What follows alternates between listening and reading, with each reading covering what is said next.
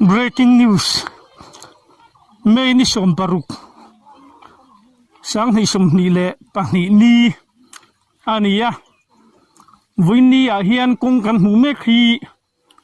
na thil tu Howlong Road. Sadguru company ten Vaibel sa som lile pasaria anlay ania. An nuaya hian lunglay not MLA Jaumtak Dr. Vandal Trampuyan.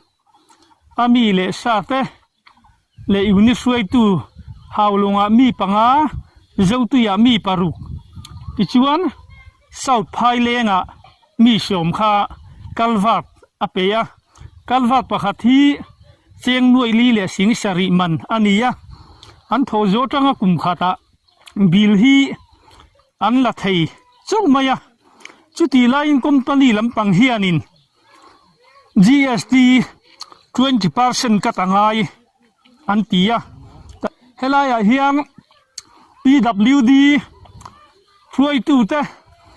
EESE te account officer lunglei lama kan han zofin GST hi 12% back theilawa labor sesa 1% back an kat theilawa income tax 2% back ang kat theilaw ni suti lai chuan 20% zat min han kat saka 5% ha min ei sakta ni sumi chungchang chu ni riat May Sunday ni khan an kema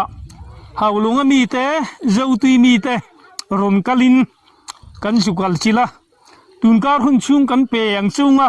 kan tia ti chuan kan pu te kan lo phone nga chanchin kan lo khil leng cheu tin pu koila na chuan min changa poisa 5% tho himin pelawani chuang voini at ni som paruka tang hian konga hian na in thok thei lawang tin thu kan ti tluwa kan thu ti tlu ang nge in voini tang hian kongan black top me ka hi thok thei lo turin hai tu na kan dang mek tuna hian motor pakhatarun kheng meka alkat dapur heiti hian kan hanin dang so meka nia zautui lama tangte Howlong lama tangte point tuna kung blok tur hianin an ron thang meka ni tichuan kan la tam lem lo he lama te hi lom khom meka nia kan han hor khom chan lei lei cheu ani voinia hianin lungrol takin mizo takin thile ruam khata damle kang khata ti in helai contract mute kung kan block ani ti hathlir tu mi puite kan han infil khia ni sela koila na chuanin VCP ina MLA in atira he thil hi katurina sawi ti han chuan la malaysia mani atira chuan Marachilai kan unit fruai tu ten MLA hi VCP na kalawa MLA PS puchoi azo ka hi unit president nena block fan kat turba ka soilo he 5% hi a soilo ni tin an tangklat boxia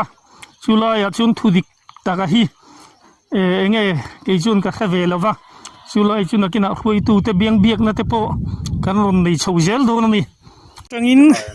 tuna hen zo tu itlang tangin contractor te hei ron thling ve me kani elai kong block tur hian ron thling ve me kani na ya hian kong kan blocka sanchin kan ron upload le ang ei min bel tu ron thlenga bula pu koilana pu sharma ti chon hei helai hunan ron thlenga insunga hianin soita kan khani ching felang u kan buai na hi tin tuna hin ka hain ha khom me ka thunge ni windia hian an rem na tur thu hi la ya hian an thu doka ti chuanin ron lakal khom me ka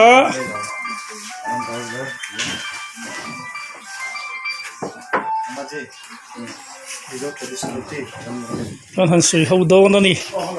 ken han sei ho nak nak na boruak ral muam tak nuaya voindia